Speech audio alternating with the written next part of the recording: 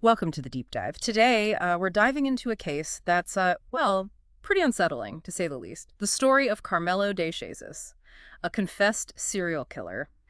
And here's the thing, he died with a lot of secrets, left a lot of unanswered questions, really, and all we have are these fragments. Excerpts from his Wikipedia page, that's it. But trust me, even these little pieces, they can tell us a lot about this case. It's like we're putting together a puzzle, right? But we're missing most of the pieces. DeJesus, he confessed to 4 murders in a suicide note, but only 3 victims, 3, have ever been like officially linked to him. So who was the 4th victim, and why?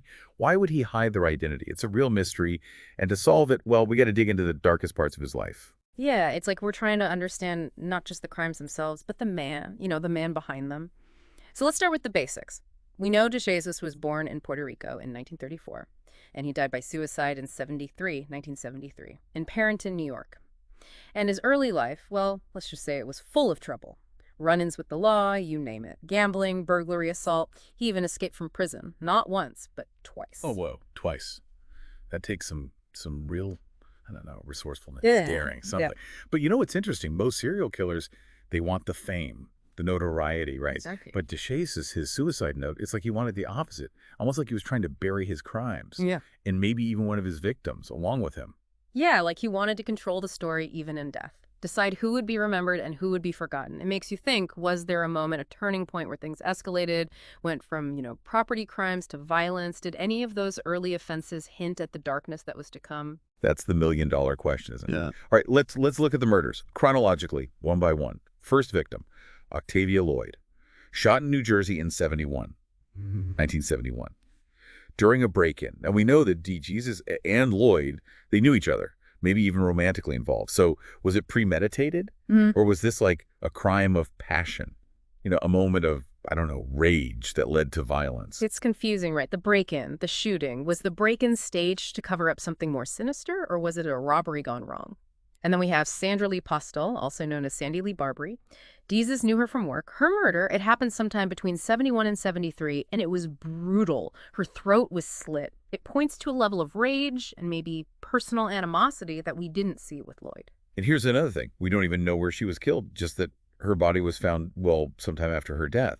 So was there a connection between these 2 murders, a pattern? Or were they isolated incidents? Were these just the first chapters in a much bigger and darker story? Chilling, isn't it? The thought that there might be more out there, more pieces to this puzzle. Okay, so before we go down that rabbit hole, let's talk about the third victim, Milagros Inez Pina, a single mother of 2. DeJesus shot her in Camden, New Jersey in 73. They were arguing. So again, we're seeing that possible escalation. Right. With Lloyd, it might have been a crime of opportunity. Both Pina, straight up aggression, seems like. But here's the thing. Lloyd and Pina both killed in New Jersey. But Postel, we don't know where. Was DeJesus targeting a certain type of victim or a certain scenario? Or was he just, taking advantage of opportunities as they came up? It's like trying to track a ghost, trying to understand the motivation behind every step. And the most perplexing step of all, the one that leads us to the mysterious 4th victim, the one whose name he chose to hide. Why erase them from history? Was it guilt? Remorse? Or a final twisted attempt to exert some kind of control? It really makes you wonder, why would someone take a life and then try to erase any memory of that victim? Like, was it to protect someone?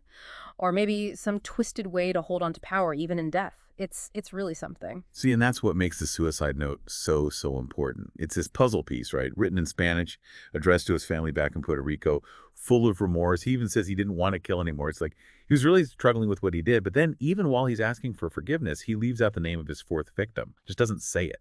It's unsettling, right? He lists the others, Octavia Lloyd, Sandra Lee Postel, Milagros Inez Pena, gives their names, the dates of their murders, everything. But for the 4th victim, nothing. It's like this chilling blank space. And that blank space, it could mean so many things. Could this victim have connected him to other crimes? Maybe something that would really blown his whole life wide open. Or maybe someone he was close to, making the crime even more personal, more difficult to face, even as he was facing his own death. It's almost like he's drawing a line, separating the victims he's willing to acknowledge from this one shrouded figure. And in doing so, he creates all this pain, all this suffering that reaches far beyond him. Think about the investigators working on this case, poring over every detail, the families of the victims, trying to cope with the aftermath, and then most of all, the family of that unknown fourth victim. They don't even know who their loved one was, what really happened to them, just gone. It really shows you the human cost of these crimes. It's not just statistics, not just some puzzle to solve. It's about people, real people whose lives were shattered, families left to navigate this maze of grief and questions they can't answer. Time doesn't heal all wounds.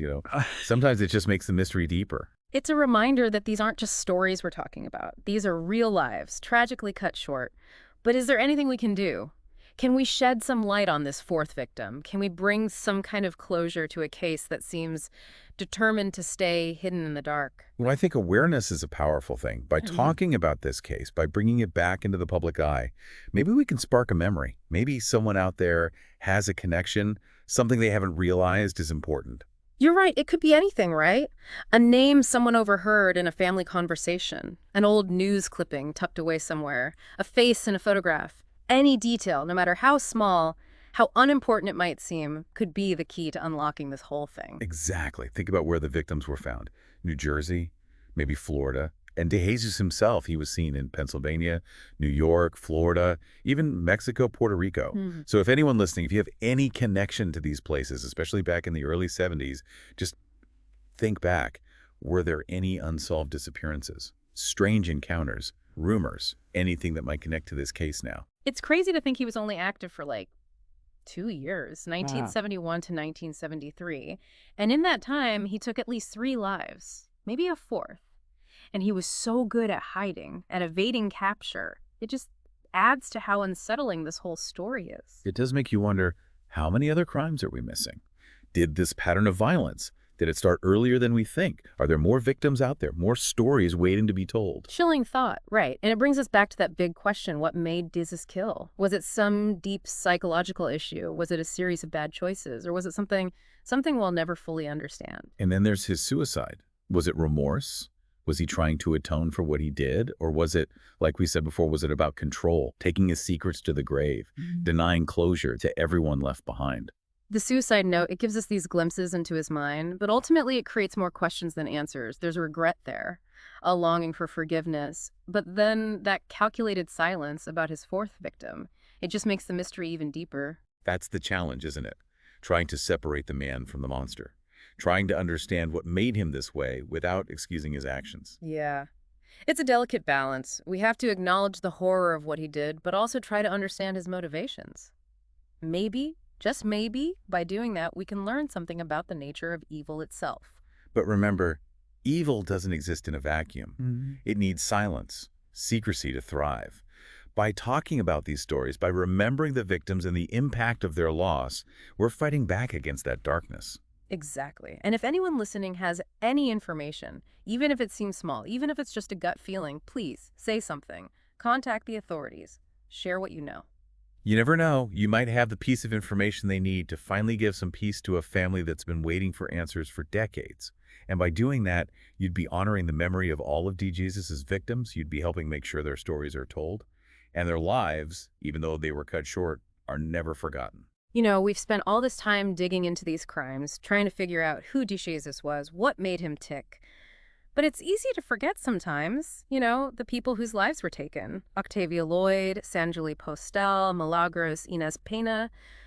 They weren't just names on a police report, right? They were daughters, mothers, friends. They had lives, dreams, and people who loved them are still grieving. That's it, yeah.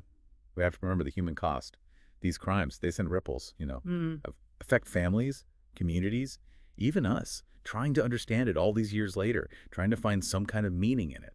And what about the fourth victim? The one we still don't know. Their story, it's like a reminder that sometimes there are no answers. Some wounds just never heal. But even without knowing for sure, we can still honor their memory, by continuing to search for the truth, by not letting their case be forgotten. That's where we all come in, collective memory, right? If we keep these stories alive, if we talk about them, research them, share what we find, it means the victims aren't forgotten. And who knows, maybe that'll lead to a new clue, some piece of information that could finally close this case. It's true. The smallest thing could make a difference. A name, a date, a place, something that seems totally random could be what investigators have been missing all these years. And it's not just about the answers either. It's about recognizing the impact of these crimes, Mhm. holding the perpetrator accountable, and speaking up for the victims. That's why it's so important to talk about these cases, to learn from them, to work towards a future where they don't happen anymore. I agree, yeah. So if you're listening to this and something clicks, even if it's just a tiny memory, a feeling that you might know something, anything, don't keep it to yourself. Contact the authorities, share what you know. It doesn't matter how small or insignificant it seems. It might be the one thing they need, you know, to finally bring some peace to a family that's been waiting decades for answers. And by doing that, you'd be honoring the memory of all of the DeJesus's victims, helping make sure their stories continue to be told, and their lives, even though they were cut tragically short, are never forgotten. Powerful stuff. Well, that's it for our deep dive into the life and crimes of Carmello DeJesus. Thanks for joining us. Hopefully, we didn't just give you the facts of the case, but also got you thinking about violence, memory, and what it really means to seek justice. And don't forget, no matter how much time passes, there's always hope that the truth will come out. Keep asking questions, keep searching, and keep the memory of the victims alive.